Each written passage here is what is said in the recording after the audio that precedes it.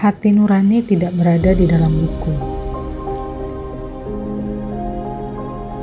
Apakah setiap kesalahan harus mendapat hukuman, dan apakah itu kemudian dapat disebut sebagai suatu keadilan? Hukum sangat erat hubungannya dengan keadilan. Bahkan ada pendapat bahwa hukum harus digabungkan dengan keadilan supaya benar-benar berarti sebagai hukum. Karena memang tujuan hukum itu adalah tercapainya rasa keadilan pada masyarakat. Dan apakah setiap hukuman adalah harus dipidana?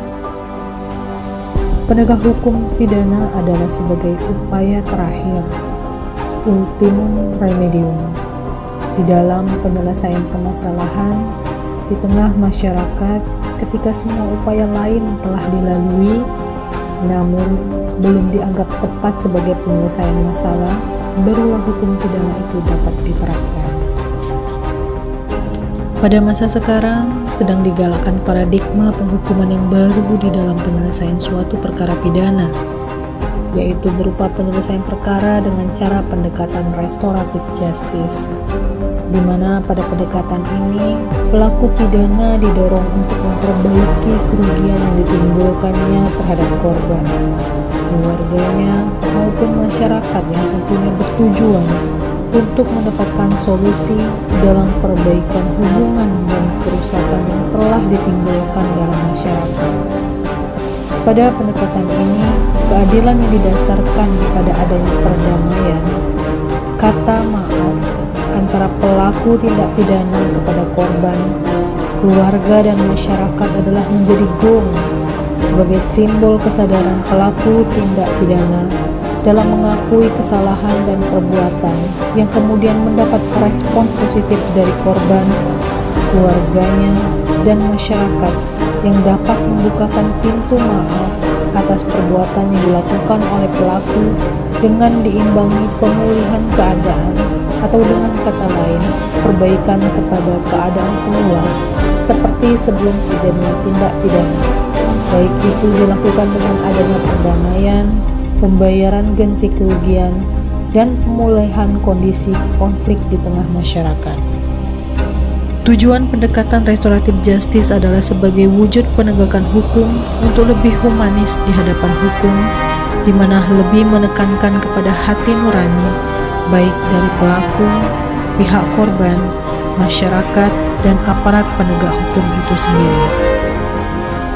Bukanlah suatu kebanggaan bagi aparat penegak hukum melakukan penahanan kepada pelaku tindak pidana ketika pelaku tindak pidana itu sendiri tidak menyadari dan tidak menyesali perbuatannya. Bukanlah pembenahan yang diperoleh ketika seseorang tidak menyadari perbuatannya dan tidak mengakui kesalahan, melainkan justru lebih menjerumuskan pelaku kepada jurang kehancuran ketika hati nuraninya tidak terketuk di dalam penyesalan, dan bukan pula pembenahan yang sempurna ketika korban tidak terketuk hati nuraninya untuk memaafkan perbuatan pelaku tindak pidana ketika perbuatannya itu benar-benar membutuhkan pemakluman yang menjadi alasan ataupun latar belakang tindak pidana itu dilakukan oleh si pelaku. Ketika perbuatan pelaku adalah perbuatan yang sangat perlu untuk dapat dimaklumi, besar harapan undang-undang ini untuk menggerakkan aparat penegak hukum, pelaku dan korban untuk sama-sama berpikir jernih menggunakan hati nurani agar dapat mencapai tujuan yang seadil-adilnya dengan mengutamakan perdamaian sebagai pemulihan di dalam kondisi bermasyarakat menjadi lebih baik dan lebih humanis. Bahwa kemudian menjadi tanggung jawab kita bersama ketika terdapat masalah sosial yang tercipta di dalam masyarakat, ketika lingkungan masyarakat itu sendiri tidak stabil. Oleh sebab itulah, kita perlu melakukan pembenahan bersama-sama untuk meningkatkan kesadaran bahwa tindak pidana itu terjadi bukan karena terjadi dengan sendirinya, melainkan banyak faktor yang melatar belakanginya. Sehingga harus kita sadari peran saling mendengarkan dan menghargai seseorang adalah sebuah nilai moral yang sangat ditunggu sebagai pengambil keputusan terbaik yang berasal dari hati nurani.